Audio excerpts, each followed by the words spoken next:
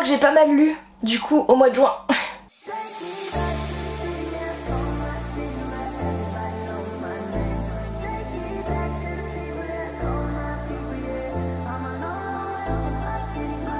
Hey, coucou tout le monde, on se retrouve dans une nouvelle vidéo pour faire un point lecture, le point lecture du mois de juin. Et j'avoue que ma semaine de vacances, j'en ai profité pour dégommer ma pile à lire et j'ai pas mal lu du coup. J'ai lu 14 livres au mois de juin. On est prêt pour un point lecture du coup? La vidéo risque d'être un petit peu longue, donc préparez une petite boisson fraîche, installez-vous, prenez la petite glace, mettez le ventilo à fond et on est parti. On va passer un peu du coq à l'âne, j'ai des mangas au début, j'ai plein de romans au milieu et j'ai les bandes dessinées à la fin. Donc du coup je prends comme ça arrive, ils sont empilés sur mes jambes, c'est pour ça que je peux me poser comme ça, vraiment. La pile est monumentale, mais au moins j'ai dégommé ma pile à lire et j'avoue que je suis pas peu fière. J'ai tout d'abord lu L'Enfant et le Maudit, le 9e tome, écrit par Siul Euren et publié chez Nagabe. C'est la fin de la saga, les 2 tomes suivants, donc le tome 10 et le tome 11 sont des tomes compagnons et je sais pas trop si je veux la suite ou pas. Ce manga se termine tout en douceur mais en même temps c'est triste, on a envie d'en savoir un petit peu plus sur le pourquoi du comment de la malédiction. Donc peut-être que je lirai la suite, peut-être pas, je verrai. En tout cas j'ai passé un bon moment de lecture dans cette saga composée de 9 tomes qui du coup sont tous sortis, donc si vous voulez découvrir, foncez vraiment. Il y a un côté assez sombre, magique, avec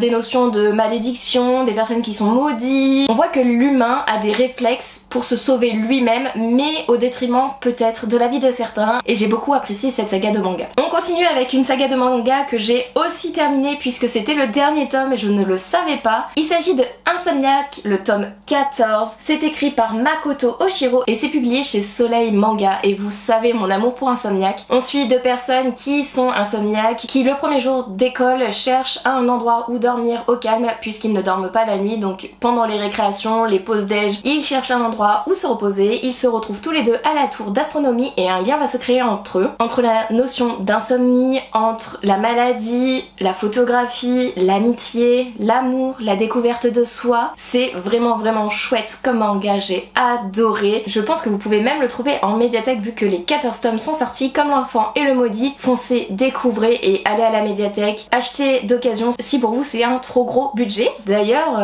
ça me donne envie de retourner à la médiathèque et de m'inscrire, à voir. J'ai terminé en audio, un banger pour moi, ça a frôlé le coup de cœur, ça a été une excellente lecture audio. J'ai lu Une braise sous la cendre de Sabaa Tahir, publié chez Big Bang. On va suivre Laïa qui a perdu ses parents, elle sait pas trop comment, pour elle c'est dans un accident lambda, mais il s'avère que non. Un jour les gardes royaux vont faire une descente chez son grand-père et sa grand-mère pour pouvoir capturer son frère qui est accusé de haute trahison, d'être dans le camp ennemi, dans le camp de la rébellion. Et Laïa va voir son grand-père et sa grand-mère mourir sous ses yeux de façon brutale, intolérable. Elle va réussir à s'enfuir, ou du moins un garde va la laisser s'enfuir, mais son frère va être emprisonné et elle va tout faire pour sortir son frère des griffes de l'Empire. Et à contrario on va suivre Elias qui est le meilleur soldat de l'Empire actuel, qui va finir sa formation pour devenir masque. Les masques ce sont les personnes qui ont tué les grands-parents de Laïa. Laïa du coup qui veut tout faire pour retrouver son frère va rencontrer Elias et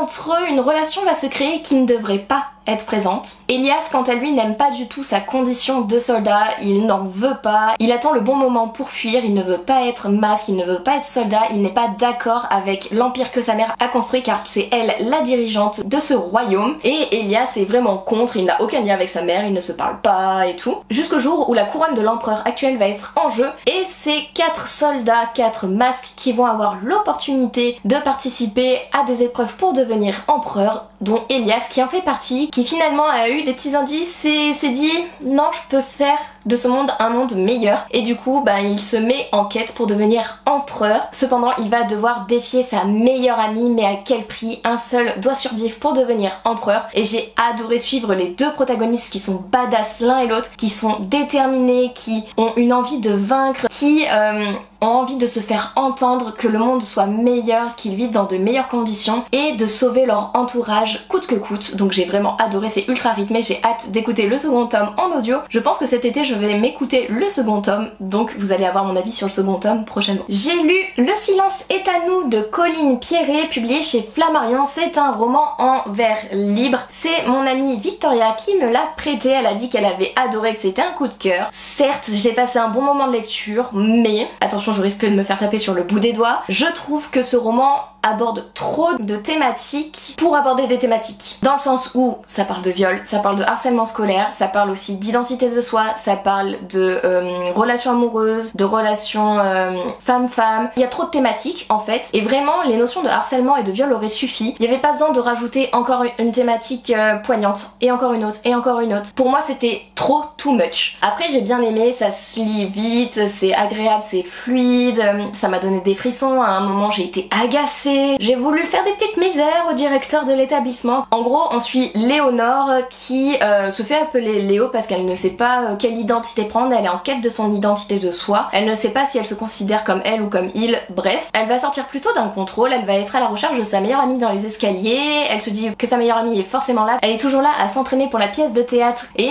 il s'avère que quand Léo va aller dans cet escalier, elle va voir tout autre chose, elle va voir un viol. Et comment a-t-elle réagi? Qu'est-ce qui s'est passé? Donc ça tourne beaucoup autour de ça, beaucoup autour de ce que dit la victime et de ce que dit l'accusé. Vraiment, genre c'est en mode le garçon a raison, la fille a tort, elle a qu'à mieux s'apprêter. Donc il y a des questions aussi de vêtements, du mouvement MeToo, etc. Donc c'est ultra intéressant, mais pour moi ouais, il y avait trop d'ajouts de thématiques importantes. Donc bon moment de lecture, mais c'est pas non plus le coup de cœur de l'année pour moi. J'ai enfin terminé La maison sous la maison de Émilie Chasseran, publié chez Sarbacane. J'ai mis très longtemps à le lire, je l'ai commencé en début d'année au mois de janvier, mais avec les travaux de la maison je n'arrivais pas à lire pendant 3 mois. J'ai repris la lecture tout doucement au mois d'avril avec des livres qui me faisaient envie pour justement ne pas être en panne de lecture, et du coup j'ai traîné celui-ci, mais j'ai apprécié ma lecture dans le sens où on va suivre Albertine qui vit seule avec son petit frère, son grand frère et sa mère. Ils sont en difficulté, sa mère est à la recherche d'une maison pour acquérir un bien, ne pas devoir un loyer à quelqu'un aeternam vitam et de se dire j'ai une maison pour mes enfants plus tard, je travaille pour quelque chose. Du coup la mère d'Albertine va trouver une petite annonce avec une maison d'une petite mamie à vendre à l'euro symbolique, mais à condition que la mamie valide les habitants de cette maison. Albertine et sa famille sont validées par la petite mamie, donc elles acquérirent la maison, mais la maison cache pas mal de secrets, dont un congélateur qui donne accès à un monde parallèle, au sous-monde de La maison sous la maison, et c'était chouette. Albertine du coup est la nouvelle, je sais plus comment ils appellent ça exactement, mais en gros c'est elle qui surveille l'entrée de son monde à elle et du monde de La maison sous la maison, du sous-monde, et elle va avoir des quêtes à résoudre et tout, et c'était vachement chouette. Il y a des petites illustrations vraiment mignonnettes à l'intérieur, et c'est quand je veux vous en montrer que je n'en trouve pas, comme d'habitude. Voilà, il y a des notions de fraternité, d'entraide, d'écoute, de soutien, de respect aussi de l'animal, de la planète, etc. J'ai bien apprécié ma lecture. Et dans la même vibe que La maison sous la maison, j'ai lu Violette Hurlevent, où pareil, c'est un monde parallèle. Ici on suit Violette qui vit avec son chien, son petit frère et sa mère, car son père, on comprend plus ou moins qu'il est pas très sympa avec Violette, et aussi avec la mère de Violette. Il abuse un petit peu de son côté masculin, pour pas dire autre chose. Ils vont déménager, aller dans une maison, et Violette va partir à l'aventure du jardin, et elle va découvrir que ce jardin n'est pas si petit qu'il en a l'air, qu'il est bien plus grand, avec des personnes assez particulières et étranges qui y vivent. Et du coup, ben vous l'aurez compris, il y a un monde parallèle aussi, on va découvrir des protagonistes. Violette va être en quête de 7 objets pour que le monde du jardin sauvage survive. Bref, il y a plein de quêtes. C'est assez rythmé, mais parfois un peu décousu, je savais pas trop où aller. J'ai pas mal subi ma lecture, mais à la fin j'étais en mode c'est un page turner, vas-y continue, c'est trop bien. Et ce tome me suffit à moi. Il y a un second tome, c'est un truc avec le fantôme du jardin sauvage, je sais pas quoi, mais celui-ci me convient amplement. Il m'a suffi. Pareil, il y a des illustrations à l'intérieur, du coup ça se lit très vite. Les chapitres sont courts, et ouais, la fin c'était assez rythmé, il y a des petits conflits, il y a une guerre qui est comparée du coup à les guerres dans notre monde, mais dans leur monde à eux, enfin bref. bref, je sais pas si vous avez compris ma phrase, mais voilà, j'ai passé un bon moment de lecture aussi, même s'il y a eu un moment où j'ai subi ma lecture. Je viens de terminer à l'instant, c'est pour ça que je fais cette vidéo, Le Pacte des Roses de Sacha Peyton Schmidt, publié chez Bayard, et j'ai adoré, vraiment. C'est un mélange entre la sélection, le joyau, noblesse oblige, mais aussi les chroniques de Bridgerton. Vraiment, j'ai adoré. Ça se passe en Londres 1848, on va suivre Ivy, qui est la dernière chance de sa famille pour briller en société, car celle-ci a perdu beaucoup d'amis, d'entourage, de soutien suite à la disparition de sa sœur Lydia, qui est revenue miraculeusement au bout de 2 ans, mais sans aucun souvenir. Et c'est ça qui a fait que la réputation de la famille de Ivy est tombée, a chuté. Elle est délaissée, mise de côté, et en fait Ivy atteint la majorité et le jeune prince Bram arrive à sa majorité à également 18 ans, et la reine Maure, une sorcière faée, décide de trouver une épouse pour son fils. Et quoi de mieux que cette nouvelle année avec de nouvelles prétendantes pour trouver la princesse idéale pour son fils? Mais c'est pas tout le monde qui peut y participer. En contrepartie de la participation pour peut-être obtenir le cœur de Bram, les filles qui perdent doivent renoncer à tous leurs titres et être célibataires à vie. Oui oui, vous avez bien entendu. Trouver l'amour auprès du prince, être célibataire, ou rester dans la compétition classique et épouser un lord, un duc, ou même le cordonnier du coin. Ivy, elle décide de conquérir pour Bram, il va avoir des épreuves, la reine Maure n'a pas de scrupules, elle aime manipuler et profiter des gens, elle veut trouver la meilleure épouse pour son fils tout simplement, mais on va aller de révélation en révélation, de rebondissement en surprise. Vraiment j'ai été choquée à certains moments, je peux pas vous dire, mais j'adore un des protagonistes, j'ai eu mal au cœur, j'ai failli pleurer plus d'une fois aujourd'hui en live quand je terminais ce livre. Vraiment, j'ai un protagoniste, je l'adore, c'est mon book boyfriend dans ce livre, j'adore, j'adore, j'adore. Il m'a foutu les larmes aux yeux, j'étais à 2 doigts de pleurer plus d'une fois, il m'a fait de la peine, mais en même temps j'ai adoré avoir ses sentiments. On a une Ivy que j'ai trouvée un petit peu adolescente dans ses actions, en même temps elle vient juste d'atteindre la majorité, elle a 18 ans, c'est un young adulte, donc c'est normal. Et finalement, les actions que je trouvais un petit peu trop enfantines se sont expliquées au fur et à mesure, et j'étais en mode, en fait elle est maligne, en fait elle est badass. Donc vraiment j'ai adoré cette histoire, c'est un bon 19 sur 20, vraiment je l'ai dévoré, j'ai adoré. Je l'avais laissé un petit peu de côté un moment parce que j'avais d'autres lectures à lire, mais là quand j'ai repris je l'ai bouffé ce roman, vraiment il est tellement bien. La suite sort en 2026 donc j'ai hâte que ça arrive, j'ai hâte de savoir le fin mot de l'histoire, et j'avoue que les révélations de fin m'ont laissé sur ma faim, et j'avoue que mon petit cœur continue d'être brisé parce que mon book boyfriend dans ce livre a subi quelque chose que je ne trouve pas très cool. Je vous laisserai découvrir et j'ai hâte d'avoir vos retours sur ce titre-ci. Un livre qui m'a un petit peu angoissée dans ma lecture parce que je suis pas adepte des araignées, donc arachnophobe, s'abstenir. J'ai lu Le Collège de Dridgewood de Jennifer Keeley, publié chez Hachette Roman. C'est un petit roman jeunesse où on va suivre 4 collégiens, Angelo, Ali, Gustave et Nera, qui sont tous les 4 collés pour soi-disant la même raison, mais on apprend que plus ou moins non. Ils ont été collés un samedi matin, ils vont aller ramasser les déchets dans la cour de l'école, jusqu'au moment où ils vont remarquer que l'un des cochons n'est pas là. Oui oui, il y a des animaux thérapeutiques dans ce collège. Un des cochons a disparu, ils sont à la recherche de ce cochon. C'est un des professeurs qui gère la colle du samedi matin qui va être à la recherche du cochon, qui va dire aux enfants d'aller chercher aux alentours et tout. Il va partir et il ne va peut-être pas revenir. Vraiment,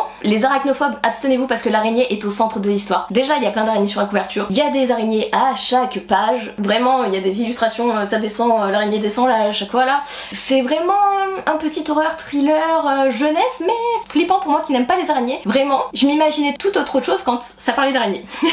C'est pour vous dire, je m'imaginais plutôt un homme bizarre qui fait des actions bizarres avec la tête à l'envers et tout. Bref, tout sauf une araignée. J'étais partie sur le film d'horreur dans ma tête, mais je voulais pas penser que c'était une araignée, vraiment je me suis imaginé un autre personnage. Donc ça se lit, c'est bien, c'est chouette, ça parle de tolérance, ça parle d'acceptation, ça parle aussi de difficultés financières, vraiment c'est vachement bien comme histoire, ça se lit tout seul. Le second tome sort en fin d'année, ce premier tome se suffit à lui-même pour moi. On reste sur le côté un peu horreur thriller, j'ai lu La Passerelle des damnés de C. Bousquet, C. Ferré-Fleury et F. Fernandez, publié chez Milan. Sachez que je ne vois plus les aires d'autoroute du tout pareil. Nous suivons 3 protagonistes, j'ai déjà mangé leur nom. Je sais qu'on a Adrien qui lui est un garçon qui a subi certaines choses en étant enfant, qui du coup écoute son grand-père qui le conseille de devenir médecin et notamment neurochirurgien. Donc il va faire toutes les études pour, et on commence ce livre par Adrien qui part à l'enterrement de ce grand-père et qui fait une halte sur une aire d'autoroute. En parallèle parallèle, on a Maxence qui arrive sur l'aire d'autoroute, le point final de son blablacar, de son covoiturage où elle a un petit peu subi, c'était pas très vivant dans la voiture, elle s'est ennuyée de dingue et du coup elle arrive à sa destination finale et attend ses amis qui vont la retrouver sur l'aire d'autoroute. Et on a Nadia qui est une gymnaste en herbe qui est avec sa coach qui va à une compétition, elles font une halte sur l'aire d'autoroute pour se rafraîchir, mais finalement ces trois protagonistes ne partiront jamais de cette aire d'autoroute, ou du moins pas pour l'instant, puisque le temps a décidé de se couvrir, il y a une tempête de neige, les températures sont ultra froides, ils ne peuvent pas quitter cette aire d'autoroute, l'électricité est coupée, ils n'ont plus d'accès aux distributeurs, au café, il n'y a plus de chauffage également, et du coup l'une des employées va passer sur la passerelle de l'autre côté de l'autoroute pour essayer de trouver un générateur, et les trois protagonistes vont s'inquiéter de plusieurs façons et vont passer eux aussi cette passerelle où un musée de sorcières les attend, et bien plus qu'un musée de sorcières. Voilà, j'ai eu assez peur, je ne vois plus de tout les aires d'autoroute pareil maintenant, c'est horrible pour moi, mais j'ai bien aimé cette lecture, ça se lit, ça se dévore. Peut-être que la fin est un petit peu trop rapide à mon goût, mais en même temps je suis contente de cette fin, surtout pour moi qui n'ai pas adepte des romans thriller horreur. Donc voilà, bon moment de lecture, je vous laisse découvrir cet ouvrage. Et on passe aux 5 bandes dessinées que j'ai lues au mois de juin. J'ai tout d'abord lu La Sentinelle du Petit Peuple, le 5e tome, le rituel de protection de Forns, Carbone et Barreau. J'ai bien aimé cette histoire même si c'est un petit peu redondant. La Sentinelle du Petit Peuple en fait c'est une jeune fille qui s'appelle Elina qui a pris le relais de sa grand-mère puisque sa grand-mère s'est blessée, a été à l'hôpital et elle ne peut pas protéger le petit peuple, donc c'est sa petite fille qui prend le relais puisque sa mère la prend pour une folle, qu'il n'y a pas de petit peuple, qu'il n'y a pas de fées, de sirènes, etc. Du coup c'est la petite fille qui est un petit peu plus ouverte d'esprit qui prend le relais et en fait on suit une énième enquête et je sais pas trop quoi en penser, je sais pas où ça va, c'est chouette de lire ça mais en même temps c'est redondant, voilà. J'aime bien les illustrations, j'aime bien l'histoire de fond, mais ouais, trop répétitif et rébarbatif à voir pour la suite. J'espère que ça va évoluer, qu'on aura une autre intrigue vu que la grand-mère est revenue à la maison. J'ai lu Les Sœurs Grémélé, le 7e tome, Le Dragon d'Or de Di Gregorio et Barbussy, publié chez Dupuis, et j'ai beaucoup aimé cette suite de saga où on va suivre du coup les trois filles. Donc Cassiopée, elle est dans un club de lecture et elle doit écrire un ouvrage pour un concours, mais elle ne trouve pas de source d'inspiration, sauf que dans le monde réel, le dragon qui est dans le parc municipal a été enlevé et les trois sœurs se sont prêtées serment de vivre toutes les aventures entre elles, et du coup quand ce dragon a disparu, Cassiopée, voilà l'opportunité unique pour écrire son histoire. Du coup elle va s'inspirer de faits réels pour écrire son histoire. On va suivre Sarah qui elle est un peu plus terre à terre, et on va suivre Lucie qui adore les animaux. Toutes deux ont une quête aussi différente. Sarah souhaite gagner le concours de hockey sur glace de son école et Lucie elle aimerait adopter un petit chien. Donc voilà, on va suivre ces trois sœurs en parallèle et vraiment j'ai aimé le côté réel et imaginaire car du coup Cassiopée va écrire une histoire sur ce dragon qui finalement est un dragon magique réel. Vraiment j'ai adoré, les illustrations sont belles, c'était vachement chouette de découvrir cette bande dessinée. J'ai beaucoup plus apprécié ce tome-ci que celui avec le mariage et celui à Noël. Découvrez cette saga si vous en avez l'occasion et empruntez vraiment à la médiathèque parce que ça coûte un bras d'acheter des bandes dessinées, mais ça vaut le détour de découvrir cette série. J'ai lu Les Carnets de Cerise, le 6e tome, La parenthèse d'oubli de Jory Chamblin et Aurélie Néré chez Métamorphose. J'ai adoré ce tome où on retrouve Cerise un an plus tard qui part pour un voyage en famille, un road trip dans plusieurs pays, dans plusieurs régions. Elle va apprendre à se construire, elle va faire des découvertes, elle va grandir, évoluer et j'ai vraiment adoré cette histoire. C'était vraiment chouette de la retrouver un an plus tard avec un peu plus de maturité, un peu plus terre à terre mais tout en gardant son côté imaginaire, son côté enfantin à vouloir s'amuser, découvrir et s'évader dans les dessins. Vraiment c'était vachement chouette, je vous recommande fortement. J'ai découvert Euline, le premier tome, Le secret des elfes de Maddy et Seracina, publié chez Le Lombard. C'est un premier tome où on va suivre du coup Aline qui vit seule avec son père adoptif car ses parents sont décédés. Elle ne doute pas de cette version jusqu'au jour où elle va partir en excursion avec son école de dessin. Elle va aller chercher du bois pour faire le feu de camp, tomber sur une entrée de grotte assez particulière et là tout va basculer. Elle va se redécouvrir, découvrir que ses origines ne sont pas celles que son père adoptif lui a confiées et en fait ça va être toute une quête de recherche d'identité, de soi, d'appartenance. C'était vraiment chouette, vraiment beau. J'adore la colométrie aussi de cette bande dessinée, les couleurs sont vives et même les couleurs couleurs sombres, genre noir, bleu, violet. Je les trouve juste magnifiques, j'ai adoré. Je vous recommande fortement, j'ai hâte de savoir la suite de l'histoire car je suis un peu restée sur ma faim à la fin. Et la dernière bande dessinée que j'ai à vous présenter, c'est un premier tome, c'est L'île de minuit, le réveil de l'automate, écrit par Lilian et Greybill et publié chez Dupuis. On va suivre 4 protagonistes qui sont arrivés sur une île, qui ne se souviennent de rien à part leur prénom et les connaissances qu'ils ont acquéries, mais ils ne savent pas comment ils sont arrivés là, pourquoi ils sont ici, qui est leur famille, d'où ils viennent, etc. Ils ne se souviennent de rien. Ils vont partir à la découverte de l'île pour trouver un moyen de rentrer chez eux, de partir même s'ils ne savent pas où ils veulent et où ils doivent partir. Ils vont tomber sur un automate assez particulier qui vont leur donner des consignes assez loufoques. Ils ne vont pas faire ces consignes au début, mais s'ils veulent survivre, ils vont devoir réaliser ce que l'automate leur demande. Pourtant ils ne sont pas forcément d'accord avec ce que celui-ci demande, mais ils sont obligés pour survivre. J'ai hâte de voir la suite. Pour le moment, le premier tome est vraiment une introduction à l'histoire et j'ai adoré les dessins. Et dès le premier tome, on a des petits rebondissements qu'on aime, des petites trahisons qu'on aime vraiment. C'était vraiment tout doux, chouette à découvrir. Et voilà, j'ai fini pour le point lecture. Si vous vous souvenez ou si vous n'avez pas vu la vidéo, je vous la mets juste ici. Je participe au Ice Cream Summer Challenge. Je pense pas du tout lire les 11 que j'ai sélectionnés pour ce challenge, mais bon, qui sait, ça peut changer. En tout cas, pour juillet et le mois d'août, je vais essayer de continuer dans cette lancée, de dégommer du livre, d'en lire au moins une dizaine. Ça, c'est le second objectif du Ice Cream Summer Challenge. Je me suis fixé un nombre de 30 livres à lire et là, j'en ai lu 14, donc il m'en reste plus que 16. Donc, forcément, je vais atteindre cet objectif, mais est-ce qu'on se dirait pas plutôt de lire 35 livres, je rajoute un petit peu, je corse un petit peu, une moyenne de 10 livres par mois. S'il y a certains titres que vous avez lus ou certains titres que vous n'avez encore pas lus mais que je vous ai donné envie de découvrir, n'hésitez pas à me dire tout ça en commentaire. N'hésitez pas à laisser un commentaire juste pour me soutenir, même si c'est juste un emoji. N'hésitez pas à liker aussi, merci à vous pour votre soutien, merci d'être toujours de plus en plus nombreux par ici. J'ai prévu de nouvelles vidéos qui vont changer des book haul, book mail, point lecture. J'ai une petite liste, je vais faire ça petit à petit, c'est qu'en début d'année je n'avais pas le temps de créer plus de contenu, mais là ça y est, je trouve un rythme à nouveau, donc de nouvelles vidéos vont venir sur la chaîne. J'espère vraiment que cette vidéo vous aura plu et sur ce je vous laisse, je vous fais des bisous et je vous dis à une prochaine vidéo. Bye.